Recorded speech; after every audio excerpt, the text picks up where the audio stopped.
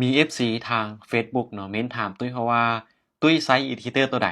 ในการเทรดในการวิเคราะห์กราฟโอเคเนาะมาในคลิปนี้เดี๋ยวตุ้ยจะมาเทรดโดยการทำใช้อินดิเคเตอร์แบบ100%เลยสังเกตแต่อินดิเคเตอร์อย่างเดียวเพอที่ผ่านมาเนาะหลายๆคลิปที่ตุ้ยเทรดเนี่ยตุ้ยจะบ่ได้อิงตามอินดิเคเตอร์100%ตุ้ยจะอิงตามพฤติกรรมของตลาดอิงตามรูปแบบของตลาดแน่แต่ในคลิปนี้ตุ้ยจะมาเทรดตามอินดิเคเตอร์แบบเป๊ะๆ100%เลยมาเบิ่งกันว่าอินดิเคเตอร์ที่ตุ้ยใช้เป็นประจำมันจะตอบโจทย์หลายน้อยส่ำใดซึ่งตุ้ยจะเอางบอยู่ที่100 USDT ในการเทรดในรอบนี้เดี๋ยวตุ้ยขอเอางบออกมาก่อนเนาะ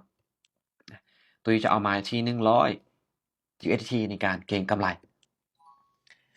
ซึ่งงบ100นี่ตุ้ยจะเก็บ 10% ของต้นทุนส่วนหลายตุ้ยจะเก็บ 10% ของต้นทุนตุ้ยรู้สึกว่า 10% นี่นะเราเก็บกำไร 10% ของต้นทุนอยู่ในระยะที่เหมาะสมอยู่ในจังหวะที่มันเหมาะสมเนาะ 10% บ่หลายและก็บ่น้อยเกินไปมีโอกาสที่เราจะได้ตามเป้าสูงและในการเดินเงิน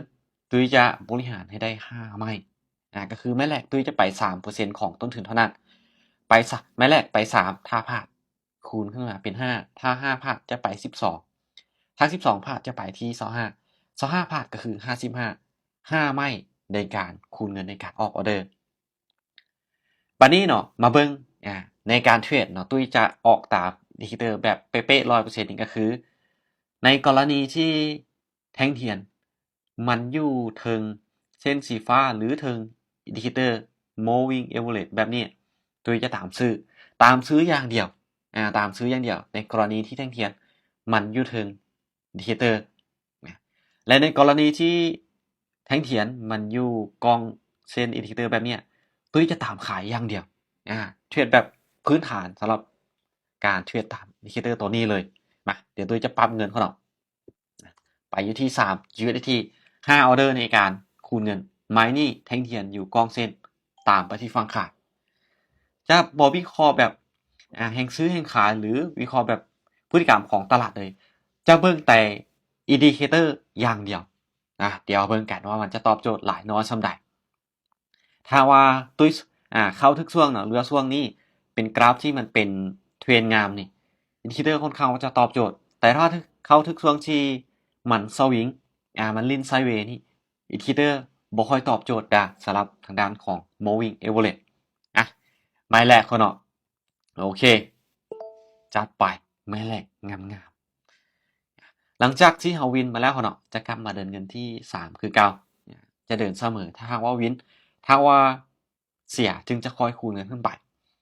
ออเดอร์นี้เนาะถ้าว่าเบิ่งโดยรวมแล้วอินดิเคเตอร์เนี่ยแท่งแท่งเทียนเนี่ยยังอยู่กองเส้นของ moving average อยู่จัดไปที่ฝั่งขายอีกครั้งหนึ่งจะตามซื้อก็ต่อเมื่อแท่งเทียนเนาะอยู่ถึงอินดิเคเตอร์เท่านั้นนะเทรดแบบตามอินดิเคเตอร์แบบ100%เป๊ะๆเลยเพราะที่ผ่านมาตุ้ยบ่เคยเทรดตามอินดิเคเตอร์100%เป๊ะๆเลยแปลว่าตามอินดิเคเตอร์อย่างเดียวเพราะตุ้ยจะเบิ่งพฤติกรรมเบิ่งแนวโน้มของตลาดแน่ในการออร์เดอร์และก็สมเทียบกับ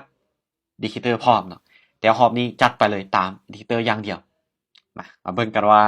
จะมีกำไรบ่เพราะว่ากราฟมันเป็นเทรนโอเคตอบโจทย์แน่นอนโอเคสวยนี่ถือว่าช่วงนี้เนาะกราฟมันเป็นเทรนกราฟมันไปตามอินดิเคเตอร์โอเคภาพเงินพอเนาะไปที่3คือเก่าวินมาแล้ว2ออเดอร์วินมาแล้ว2ออเดอร์เขาเนาะครับกำไรอยู่ประมาณ4จุดปลายมาโอเคเนาะในจุดนี้ถามว่าแท่งเทียนอยู่ถึงอินดิเคเตอร์ชัดเจนบ่ยังออเดอร์นี้จะยังตามไปที่ฝั่งขายอยู่เนาะ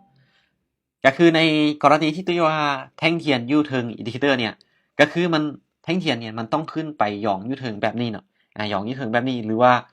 ส่วนเกิน50%ของแท่งเทียนต้องตัดอินดิเคเตอร์แบบนี้ขึ้นไปจึงนับว่าแท่งเทียนอยู่เทิงอินดิเคเตอร์แต่ในออเดอร์ก่อนหน้านี้ก็คือ50%เนี่ยถือว่าของแท่งเทียนยังอยู่กองเส้นmoving average ก็เลยว่าตามขาดอึ๊บ ถือว่าดันราคาขึ้นไปเขาเนาะโอเคดันราคาขึ้นไป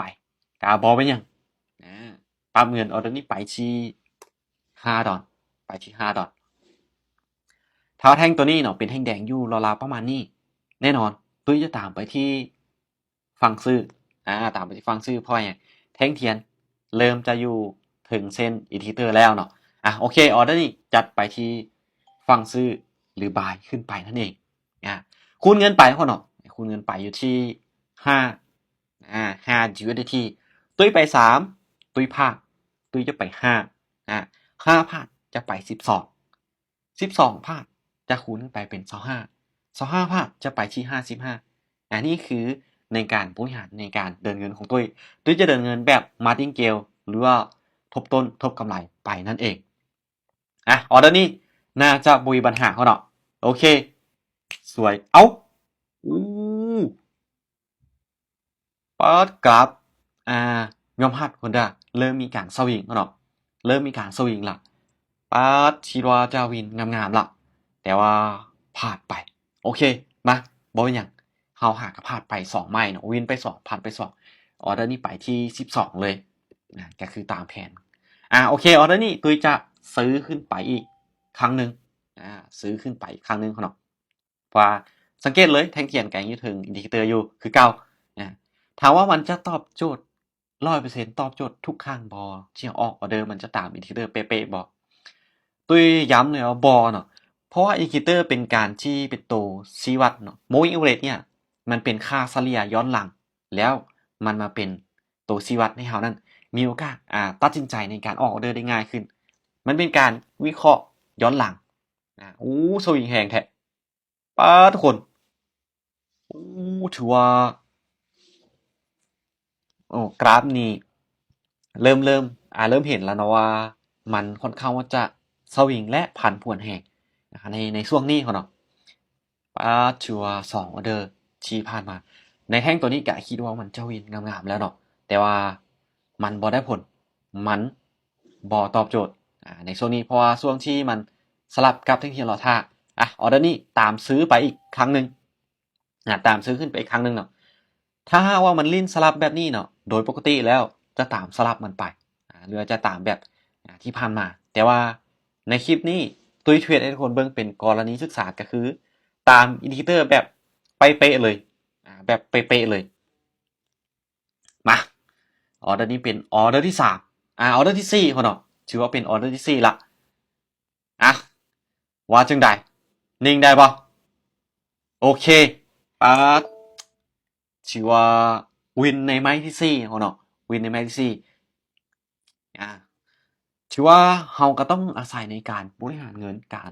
คูณเงินการจัดสรรพอร์ตจัดสรรต้นทุนของเรานั้นให้มันเหมาะสมแน่4ไม้หรือ5ไม้หรือหลายกว่านั้นจะยิ่งเป็นการดีจะเพิ่มโอกาสในการแก้ตัวให้กับตัวเราเองมาเหลืออีก1ออเดอร์เหรอเหลืออีก1ออเดอร์ไม้นี้จัดไปที่ฝั่งซื้ออีกคือเก่าจัดไปที่ฝั่งซื้ออีกคือเก่ามาเบิ่งกันว่าออเดอร์นี้จะปิดจ็อบงามๆบ่ปิดจ็อบงามๆให้ตุยได้หรือบ่เขาเนาะมาลุ้นนำกันเพราะว่าตุ้ยบ่ได้อิงตามอีหยังเลยก็คือตามอินดิเคเตอร์ 100% เลยมาปิดจ็อบหรือบอเขาเนาะต้นทุน100ก็คือเก็บกำไร 10% ของต้นทุนโอเคโดยการเทรดตามอินดิเคเตอร์เป๊ะๆ 100% ก็คือตามอินดิเคเตอร์ก็คือ moving average ที่ตุ้ยใช้เป็นประจำเทรดตามอินดิเคเตอร์เป๊ะๆ 100% เลยเขาเนาะก็ชื่อว่าได้กำไรมา 12.3 USDT เดี๋ยวเบิ่งกำไรนำกันเห็นบ่นี่เลยชื่อว่าออกไปทั้งเบิดอยู่7ไม้วินอยู่4พลาดอยู่3ไม้โอเคก็ถือว่ากำไรตามเป้าเขาเนาะก็ถือว่าคลิปนี้ก็ถือว่ามีพลาดแน่เขาเนาะพลาดในช่วงที่จังหวะที่ตลาดมันลิ้นสวิงน้อยนึงเขาเนาะสลับกับที่แนวท่ามาน้อยนึงก็ถือว่าจุดนี้ก็ถือว่าพลาดไปแต่บ่เป็นหยังก็ถือว่าได้ตามเป้างามๆโอเคเนาะสำหรับคลิปนี้ก็จะมาตอบคอมเมนต์ของ FC ที่เม้นถามเขาว่าไซส์อินดิเคเตอร์ตัวใดในการเทรดตัวมาตอบให้แล้วเขาเนาะอินดิเคเตอร์ของ moving average และคลิปนี้เป็นคลิปพิเศษก็คือเทรดตาม อินดิเคเตอร์แบบเป๊ะๆ 100% นะบ่ได้มีการวิเคราะห์ตัวอื่นเข้ามาช่วยตามอินดิเคเตอร์อย่างเดียวเนาะและสุดท้ายเนาะสำหรับคลิปนี้ตุยเฮ็ดขึ้นมาเพื่อเป็นกรณีศึกษาให้สำหรับไผที่โอเคอยากจะเอาเทคนิคอยากจะเอาวิธีการของตุ้ยบ่ว่าจะในเรื่องของการวิเคราะห์กราฟเนาะเทคนิคในการเทรดและรูปแบบในการบริหารเงินในการบริหารความเสี่ยงในการเก็บกำไรทุกคนสามารถนำเอาไปประยุกต์ใช้เป็นของตัวเองได้เนาะโอเคสำหรับคลิปนี้บายบายทุกคนได้